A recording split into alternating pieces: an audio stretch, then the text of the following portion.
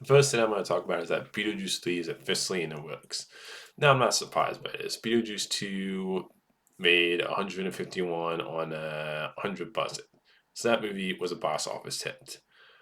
And it got positive reviews the second one, so I'm not surprised they're going to do a third one. And I'll definitely be down for a third movie. It doesn't there's nothing about, who's gonna be back yet, whether Tim Burton's gonna be back directing it, or you get, it hasn't been announced that Michael Keaton is coming back yet. So right now it's just saying Beetlejuice 3 is officially in the works. And I think that makes total sense. Beetlejuice 2 was a box office hit. And I would definitely be down for Beetlejuice 3. I know Michael Keaton even said, like, in interviews for Beetlejuice 2, he would play the character. He would play the character again if they asked him. So I love Beetlejuice 2. I can understand the complaint with that one being overstuffed though when it comes to like too much going on in one movie, and you had enough there to put it into two Beetlejuice movies. I can totally understand that complaint about Beetlejuice 2, and I get that. I still love Beetlejuice 2, and I love the Wisno, so I'll definitely be down for more stories with these characters, or even just to see Michael Keaton as Beetlejuice again.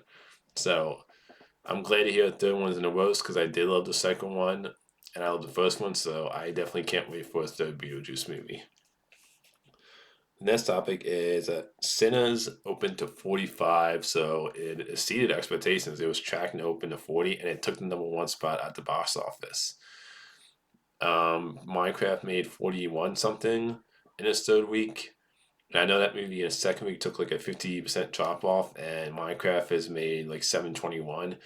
And I'm just glad to see a movie like Sinners. I think it's incredible. Go check that movie out if you have a chance to. To me, one of the best movies of the year, Sinners, and I'm so glad to see that a lot of people sounds like they were going to check out this movie and the great word of mouth it's getting. And I'm glad to see it be number one because it's a movie that deserves to make a lot of money. I know Sinners costs like between the 60 and 100 area budget wise, plus you add on the marketing, and then it's made 61 so far. So I think Sinners is definitely going to have good legs at the box office with this word of mouth.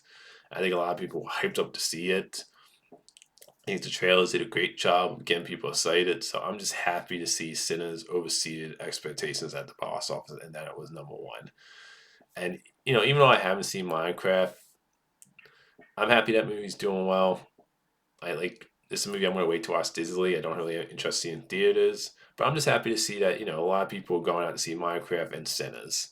So I'm just happy to see people going to theaters, and for Sinners, which is a original movie, I'm glad to see just an original movie doing well. So I think Sinners is gonna have a great legs at the box office, and I think this movie is definitely going to continue to make money. And like I said, in my review for Sinners, I highly recommend go check out Sinners in theaters. It's a fantastic movie, and it's definitely one of the best vampire movies I've seen recently. Like, go see it at theaters. But I'm glad to see that it did. It had a great, solid opening weekend, and that it overseeded expectations. I'm glad to see that as a movie fan. The next topic is so 28 years later put out a new trailer. So I thought this was another great trailer. Like I think this movie just looks tense. I love how the world looks. Like I love coming back to this world, and you see more of that like skinny zombie, which I think just looks creepy as hell. So, and I just love the like you have that like countdown in the trailer again, which I think just really adds a lot of tension. So overall, I think this is another great trailer for 28 years later. Was I cannot wait for this movie. To me, it looks like it's going to be one of the best horror movies of the year. Hopefully, it does because the original is fantastic. So I'm hoping this movie ends up being great because I'm really excited for 28 years later. So just another great trailer, in my opinion. Next topic is that Sam Neill has joined Godzilla vs. Kong 3 with. I don't really feel one way or another about this news. When it comes to the most MonsterVerse movies, I'm going to be honest. Like I love the 2014 Godzilla one, and I love the Monarch show. But like all the other movies after the 2014 Godzilla movie have all been just mediocre to me. Like Godzilla King of Monsters was fine. Same with Kong Skull Island. Same with both Godzilla vs Kong movies, so I don't really have any excitement for Godzilla vs Kong 3. And even though I'm a big fan of Sam Neill, him being attached to this cast doesn't really do anything for me. Because even though I think he's a great actor, I also think no matter what you, no matter who you cast for these MonsterVerse movies, I don't really get excited if who's gonna be casting these movies because these movies tend to focus more on just like dumb monster assing, and I just like the biggest issue I have with these MonsterVerse movies is that I think all the human characters they pretty much treat them as just disposable characters. They don't really try to make them interesting. So who's ever casting these movies, I never really get excited because it's probably not gonna play.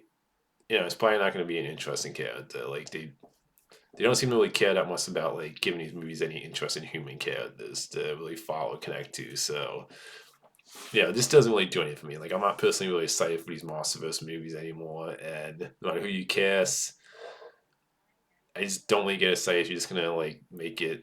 If you're gonna have these movies just do the same thing, let's just not really even like let's not even give you any interest in human characters. Let's just make them mindless monster movies. Which I totally understand that people out there who just want to see these movies for the monster fights, but like I don't know. For me personally, this like Godzilla vs Kong 3, as much as I love Sam Neill, the actor, who I think is a great actor, yeah, I just don't find myself really excited for these MonsterVerse movies personally anymore. Like both Godzilla vs Kong movies I thought were okay. And it just yeah, I'm not really this isn't a movie that I'm personally anticipating. So that's my thoughts on that. The next topic is so the director of Borderlands saying the reason it flopped was because of Kova and Zoom. Because he had to like work with Zoom calls because they're doing Kova. He was talking about how like it was a production sounds like it was a tough production. I it sounds like maybe some of that was the effect of Borderlands, but I can't really agree completely with that because I think the script in Borderlands was just bad.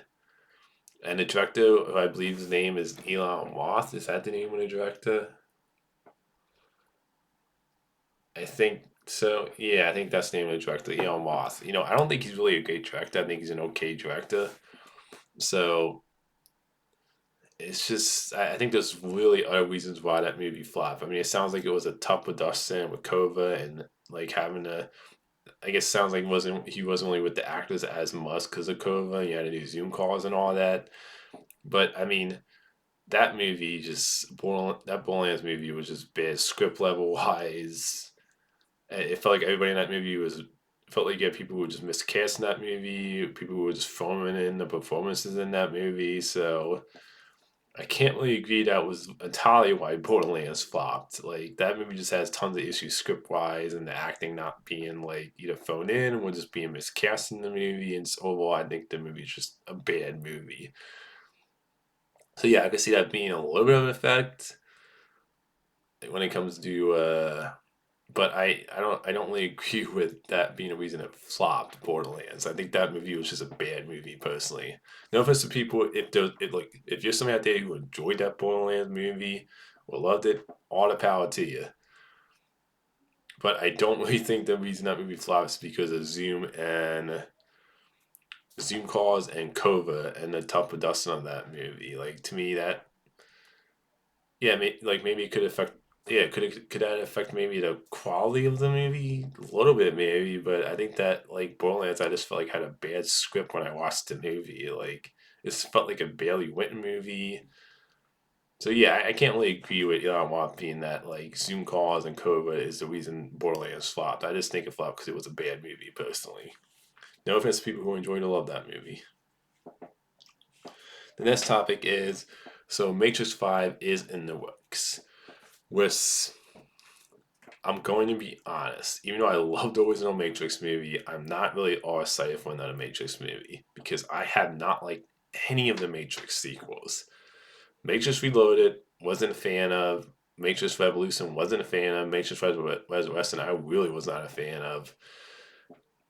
I mean, I'm just not really excited for another Matrix movie because all the sequels have been crap in my opinion. At least for me personally. Like I have a slight interest in this Matrix movie, a new one, and that's mainly because you have a new director. Was This is the only reason why I have a slight interest in this new Matrix movie, but is because you have Drew Gardner, who's going to be directing and writing a new Matrix movie. And this is the person who directed Cabin in the Woods, which I loved, directed Bad Times at the Ear War, which I thought was a fun, entertaining movie. And he's also writing the script. And I'll say this: he's written some movies that I love. He was a writer on Cloverfield, which I love that movie. He was the writer on Wars. I love that movie. The Master, which was a great movie that he wrote.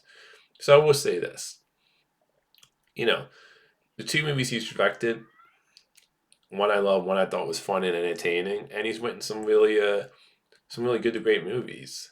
And that's the only reason why I would say I have a slight interest in this Matrix movie, and maybe a little hope because I'm glad they're not bringing back the same director or directors. Like I know they had the Wachowski, the the main two directors of the first Matrix trilogy. I know only one of them came back for the Matrix Resurrection, the fourth movie. So I am glad that at least they're gonna have a new director who's also gonna be who's also the writer, where you're gonna have a new vision for this new Matrix movie. Because in my opinion, I really don't want to see those directors back from those four Matrix movies. Like it just to me, the first one's great. Didn't like the sequels, and Matrix Resurrection.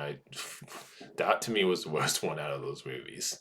So I you know I'm not excited for Matrix 5, but I have a slight interest, but not excited for it because of the track record of the Matrix movies being the reason why I'm not too excited for another Matrix movie, but the reason I have maybe a slight interest, but also, I have a lot of, but also cautious at the same time is because you have the white Drew Garner who has a good track record writer wise and a good track record directing wise. So maybe with Drew Garner with a new director slash writer to been a new vision for this Matrix movie, maybe this will be the Matrix movie that ends up being great like the original. But like I said, the writer director has me interested. At the same time, it's hard to get a say when I really haven't liked the last three Matrix movies. So I hope Drew Guana really does a great job of bringing a new vision for this Matrix franchise, and hopefully get another good to great Matrix movie again. But you know, I'm interested, but also cautious at the same time. Like I'm not overly excited. Maybe want to hear more and see more about this new Matrix movie, but right now, at the three crappy ones, three sequels that I thought were crap, it's hard to get too excited for a new Matrix movie, personally, for me. So we'll see with Matrix 5. So that's all the movie talks today. Until next time, movie fans.